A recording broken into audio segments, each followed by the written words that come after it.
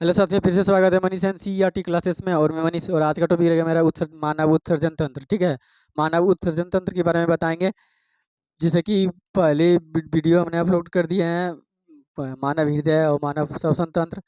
तो उसी की तरह देखेंगे मानव उत्सर्जन तंत्र को कैसे समझें। ठीक है, तो जैसे कि डायग्राम भी बना दिया है, इधर पूरा इसका डेफिनेशन लिखा है।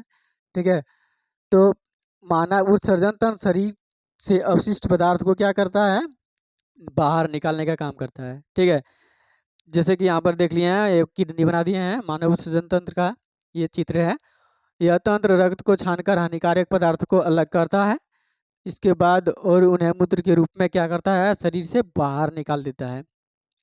इसके बाद है, इनमें मुख्य रूप से गुर्दे मतलब किडनी जो रक्त को छानने का काम करता है, साथ ही साथ मूत्रवाहिनी से मूत्र को गुर्दे से क्या करता है, मूत्राशय तक ले जाता है और मूत्र को संग्रहित करता है और मूत्र मार्ग से शरीर से बाहर निकालने का काम करता है। ठीक है, ये किडनी। अब बात करेंगे कि किडनी क्या हानिकारक पदार्थ को रख लेता है या फिर शरीर से बाहर करता है। तो ये क्या करता है, शरीर से बाहर करने का काम करता है। जैसे गुर्दे रक्त मतलब किडनी रक्त से हानिकारक पदार्थ और अतिरिक्त पानी को छानकर जिससे मूत्र को बनाता है। जैसे मूत्र बनता है, ये मूत्रवाहिनी से आता है, यहाँ मूत्राशय में जाके स्टॉल हो जाता है, और यहाँ स्टॉल होने के बाद ये मूत्र मार्ग से बाहर निकल जाता है। ठीक है, मूत्रवाहिनी ये पतली नालिकाएं होती है, ये जो नालिकाएं देख रहे हैं ये पतली नालिकाएं हैं। इसके बाद है जो किडनी गुर्दे से मूत्र को मूत्राशय तक ले जाती है, जो क्या करता है, मूत्राशय तक ले जाता है। मूत्राशय यह एक खोखला अंग है, या क्या है, खोखला अंग है। इसके बाद है जो मूत्रवाहिनी से आने वाली मूत्र को जमा करता है मतलब स्टोर करता है। इसके बाद है रक्त छानने सॉरी मूत्रमार्ग मार्ग, यह एक पेशीय नली है। यह क्या है, यह एक पेशीय नली है जो मूत्राशय से मूत्र को शरीर से बाहर निकालने का काम करती है। रक्त को छानने छानने का काम किसका है, किडनी का मतलब गुर्दे उपयोगी पदार्थ को वापस रक्त में क्या करता है, भेज देता है जो उपयोगी होता है, और जो उपयोगी नहीं होता वो क्या करता है, शरीर से बाहर निकाल देता है। और अपशिष्ट अपशिष्ट पदार्थ को छानकर मूत्र बनाते हैं, मतलब अपशिष्ट को छानकर मूत्र बनाते हैं। इसके बाद मूत्र का प्रवाह किससे होता है, मूत्रवाहिनी के माध्यम से मूत्राशय तक पहुंचता है। मतलब यहाँ पे स्टोल होता है आके यूरिनरी में, यूरिनरी ब्लेडर में। इसके बाद है मूत्र त्याग। जब मूत्र भर जाता है, मतलब ये जो मूत्राशय है ये भर जाता है, भरने के बाद जैसे ही भरेगा यहाँ से डायरेक्ट सूचना जाएगा ब्रेन में, और ब्रेन कहेगा कि बाबू इसको निकालो, नहीं तो फिर दिक्कत हो जाएगा बाद में। बाहर निकल जाता है यह तंत्र शरीर को सॉरी बाहर निकल जाता है। यह तंत्र क्या है, शरीर को विषाक्त पदार्थ से मुक्त रखता है, जिससे शरीर स्वस्थ बना रहता है। इसमें पानी को जाना, ब्लड को साफ होना, ये एक प्रक्रिया चलते रहती है। जब अच्छा से चलते रहेगी तो हम लोग को कोई दिक्कत नहीं होगा, नहीं कोई परेशानियाँ होंगी। ठीक है, और शरीर में अपशिष्ट पदार्थ को जमा नहीं रहता है, अपशिष्ट पदार्थ को निकलते जाता है।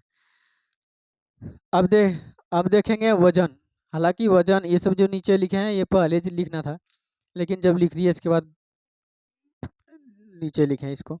वजन होता है 125 ग्राम से लेकर 170 ग्राम तक। ठीक है, ये मेल का है। फीमेल का कितना होगा, 115 से 125 ग्राम तक। हालांकि जिसका शरीर बड़ा होता है उसका वजन भी किडनी का बड़ा होता है, जिसका छोटा है उसका वजन भी छोटा कम होता है। इसके बाद देखो किडनी की आकृति मतलब लंबाई कितना होता है, तो होता है 11 × 5 × 3। जब इसको करेगा काउंट तो जितना होगा उतना सेंटीमीटर इसका लंबाई होगा, मतलब आयतन होगा। किडनी में नेफ्रॉन की संख्या कितनी है, तो 12 से 10 लाख नेफ्रॉन है। अब कहेगा कि नेफ्रॉन कैसे है, तो देखो ढेर से इतना सारा नेफ्रॉन मिला है तो किडनी बन गया है, समझा। जैसे मानव मानव अंग मतलब मनुष्य का जो अंग है ढेर सारा कोशिकाओं से मिलकर बना है, ढेर सारा ऊतक से मिलकर बना है। जैसे ढेर सारा कोशिका मिला तो ऊतक बना, और ढेर सारा मिलता है तो बनता है अंग, और ढेर सारा अंग मिलता है तो क्या बन जाता है, मानव शरीर का विकास हो जाता है, मतलब बन जाता है। किडनी में नेफ्रॉन की संख्या कितनी, 12 से 10 लाख।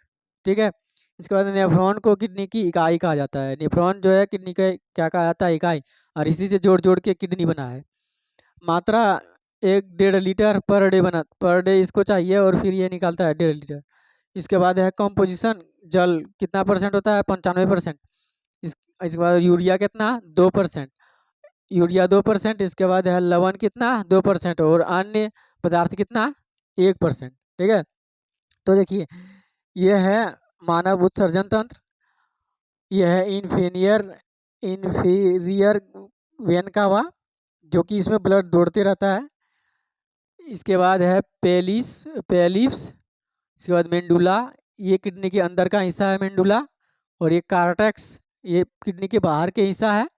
इसके बाद एंड्रिनल ग्रंथि, जो कि ये पकड़ के रखा है।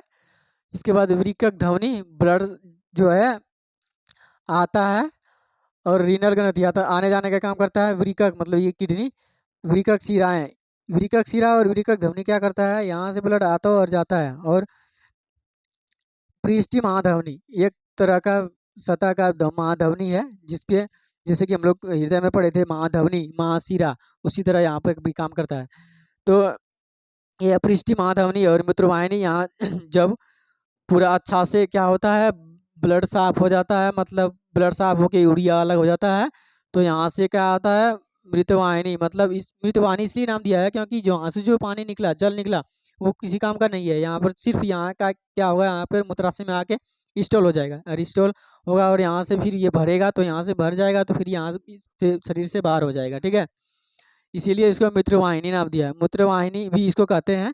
तो ई जो है मूत्रवाहिनी से होकर कहाँ जाता है, मूत्राशय में, और मूत्राशय में जैसे स्टोल होगा, भर जाएगा पूरा, तो फिर क्या होगा, मूत्र के रास्ते से बाहर हो जाएगा। ठीक है, तो किडनी का काम क्या है, रक्त को साफ करने का काम है, और यूरिया को अलग करने का काम है। और यूरिया अलग होता है, होने के बाद यहाँ पर स्टोल होता है मूत्राशय में, और यहाँ स्टोल जैसे ये वो यहाँ से हम लोग को निकालना होता है। ठीक है, अगर यदि आप नहीं निकालेंगे तो इसमें बहुत भयंकर एसिड बनता है, एमिनो एसिड बन जाएगा, तो फिर वो बहुत खराब होता है, बहुत गंद करने लगता है, पीला पीला हो जाता है। ठीक है, तो इसीलिए क्या कहते हैं, हम लोग को अच्छा से पानी पीना चाहिए, जितना लिमिट है।